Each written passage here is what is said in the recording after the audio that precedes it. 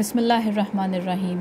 तमाम तर हम्द की महवर है वो ज़ात, तमाम तर सजूद की महवर है वो ज़ात, जो छुप जाए तो दुनिया उसे अल्लाह कहे और जब जब ज़ाहिर हो दुनिया उसे अलीउल अज़ीम कहे। आज की वीडियो में अकीक़े के बारे में मालिक की अहादीस बयान करूँगी कि अकीक़े के बारे में मौला के क्या फ़रामीन हैं। अकीक़ा ईदुल अज़हा की कुर्बानी से ज़्यादा वाजिब है और अगर किसी का अकीक़ा ना हुआ हो तो ज़िंदगी के किसी भी हिस्से में किया जा सकता है, चाहे इंसान बूढ़ा ही क्यों ना हो गया हो। मौला जाफ़र सादिक फरमाते हैं, अगर किसी का अकीक़ा नहीं हुआ और वो ईदुल अज़हा के दिन कुर्बानी करे तो ये कुर्बानी इस अकीक़े का बदल होगी। फिर मौला जाफ़र सादिक फरमाते हैं, अकीक़े में बकरी, गाय या ऊंट की कुर्बानी की जा सकती है। अगर जिसका अकीक़ा किया जा रहा हो वो मौलूद लड़का हो तो नर जानवर की कुर्बानी की जाए और अगर लड़की है तो मादा जानवर की कुर्बानी की जाए। फिर मौला सादिक फरमाते हैं, माँ और बाप के लिए अकीक़े का गोश्त खाना हराम नहीं है।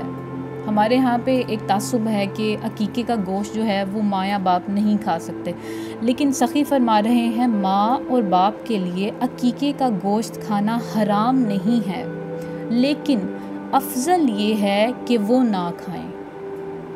हराम नहीं है लेकिन अफजल ये है कि वो ना खाएं, और अगर माँ ने खा लिया है तो फिर वो अपने बच्चे को दूध नहीं पिला सकती।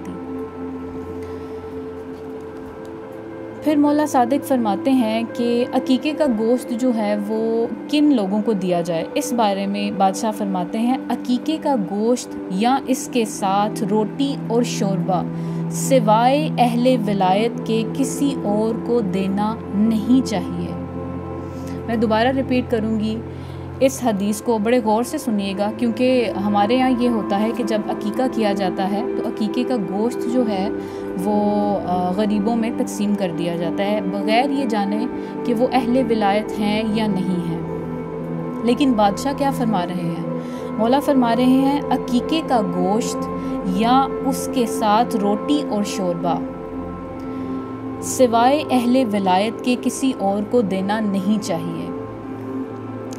फिर मौला सादिक फरमाते हैं, अगर कोई बच्चा अपनी विलादत के 7वें दिन मर जाए तो अगर वो कबले ज़ोहर यानी ज़ोहर से कबल मरा है तो उसका अकीक़ा नहीं किया जाएगा, और अगर बाद ज़ोहर मरा है तो उसका अकीक़ा किया जाएगा।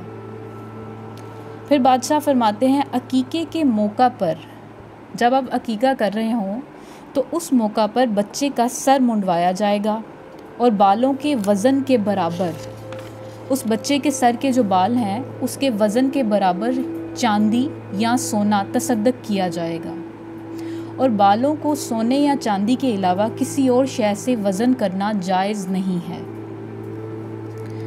फिर मौला साहिबुज़ ज़मान फरमाते हैं, अकीक़ा विलादत के 7वें दिन है और सर मुंडवाना भी 7वें दिन है।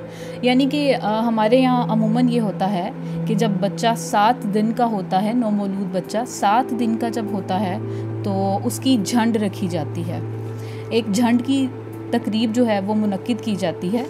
तो हकीकी जो है वो फरमान इस बारे में ये है कि जब बच्चा 7 दिन का हो जाए तो उसकी झंड तो आपने करनी ही है, यानी कि बाल मुंडवाने का हुक्म तो है ही 7वें दिन। आप उसके साथ उसका अकीक़ा करें, उसका अकीक़ा करें, साथ में उसके सर के बाल मुंडवाएं और उसके सर के बालों के वज़न के मुताबिक सोना या चांदी तसद्दुक़ करें।